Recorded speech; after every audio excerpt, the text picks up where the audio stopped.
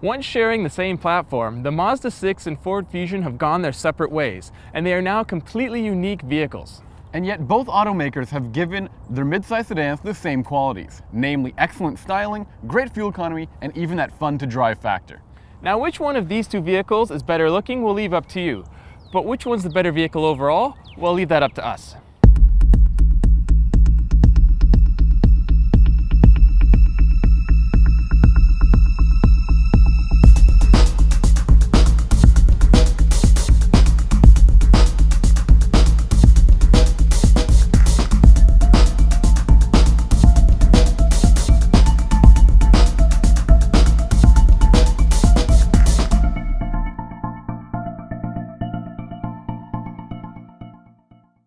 The Ford Fusion is available with three engine options: a 2.5-liter four-cylinder engine, a 1.6-liter EcoBoost engine, and a 2-liter EcoBoost engine.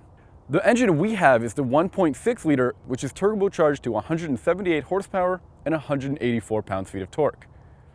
Our vehicle is paired with a 6-speed automatic transmission. EPA ratings for this engine is 23 miles per gallon in the city, 36 miles per gallon on the highway, and 28 miles per gallon combined. Finally, pricing for the Fusion starts at $21,900, but getting it equipped like our tester here, which is the SE model with the luxury and driver assist package, brings the price up to $29,105. Until the turbocharged diesel arrives later this year, all Mazda 6 models are powered by a 2.5-liter Skyactiv 4-cylinder engine that produces 184 horsepower and 185 pound-feet of torque. If you want a 6-speed manual in your Mazda 6, you'll have to order the base Sport trim, as the Touring and Grand Touring models come equipped with a 6-speed automatic only.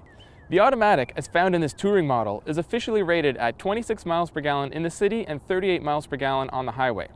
The Mazda 6 Touring begins at a price of $25,290 after destination fees, and our test vehicle ballooned up to $27,985. Gone is the era of boring mid-size sedans, and Ford's leading the charge with the Fusion, which has an inspiring design. The first thing you'll notice is the big Aston Martin-like grille, which gives this family car a menacing grimace and some serious presence on the road for a family car. There's a nice set of fog lights up front, a chrome-tipped exhaust exit out back, and slick turn signal indicators on the side view mirrors. The 6 is the latest Mazda to wear the company's new Kodo design language, and like the CX-5, looks great. Missing from the 6 is the smiley face grin found on other Mazdas. Instead, there's an aggressive new grille and these sweeping body lines that begin at the headlights, flow over the front wheels, and end at the doors. The car looks just as good from behind thanks to dual chrome exhaust tips and smoke taillights. As gorgeous as the Fusion is on the outside, it doesn't help it much when it comes to the interior. If it wasn't for My Ford Touch and these two gorgeous LCD screens, we'd have a pretty boring cabin. And I still have some gripes when it comes to My Ford Touch.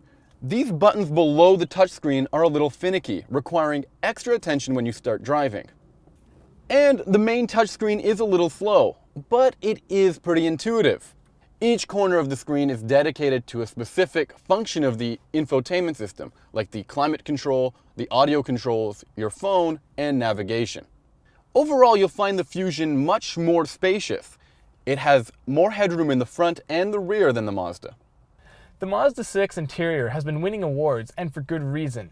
It doesn't have the flashy dual screens of the Fusion or the customizable gauge cluster, but all the materials are covered in great soft touch material, and where there isn't the soft touch material, there's nice piano black trim that's been used in a restrained way. Now, the interior is a conservative design, but it still looks very elegant and surpasses those in, say, the Sonata or the Altima. Unlike the Fusion, the Mazda 6 has one of the easiest infotainment and HVAC systems to use. For temperature controls, there's actual knobs, and the infotainment unit can be used any way you want. It's touchscreen, there's buttons beside the touchscreen, there's buttons on the steering wheel, or there's even a knob and button combo down here that mimics BMW's iDrive or Mercedes Command System. In the back, it's a little tight. Anyone over 6 feet tall will find headrooms a little lacking, and getting in and out of the car requires a lot of ducking due to the sloping roof. The Fusion is marginally better, but vehicles like the Accord and Camry are much better. First impressions in the Fusion are pretty strong. The little turbocharged engine provides a lot of torque, and in slow-moving traffic, it's not too loud in here. But when you really push it, Noise and vibration overtake the cabin completely, and it doesn't accelerate as fast as I was hoping. Maybe the better engine for me would be the 2-liter EcoBoost. The Fusion is also available with a ton of driver aids. This model in particular has a blind spot assist and a lane keep assist. The steering in the Fusion is also really light. It doesn't really provide a lot of feedback, but it really does a lot to make the car feel a lot lighter than it is. And that's really helpful in a city situation or tight handling situations. The handling in the Fusion is excellent. It's a good blend of sportiness and comfort. It doesn't get too stiff, but it also provides the right amount of feedback. Now, this Fusion doesn't have paddle shifters like the Mazda6, and if you wanted them, you'd have to opt up for a higher package. If you want to change gears yourself, you can only do it while in sport mode. Otherwise, if you leave it alone, it'll hold on to gears a little bit longer, giving you that sporty feeling anyways.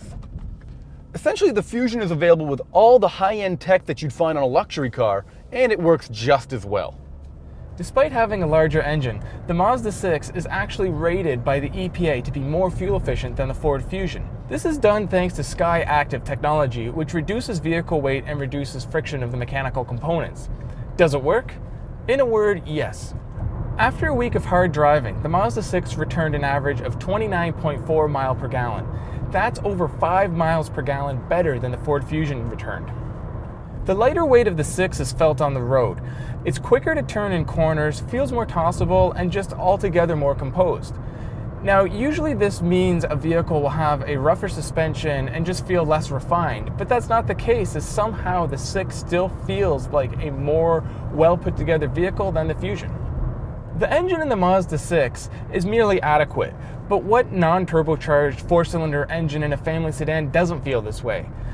Thankfully, the transmission does the most of what power there is. It provides very smooth shifts and in regular driving makes the most of the economic Sky Active technology. However, when you want to do more aggressive driving, the transmission quickly snaps into quick downshifts and lightning fast upshifts. Yes, these two vehicles are stylish and high-tech, but the Fusion's higher price tag and worse fuel economy puts it behind the Mazda. Not only that, but we found the Fusion to be less refined to drive than the 6, which was the ultimate winner in this comparison.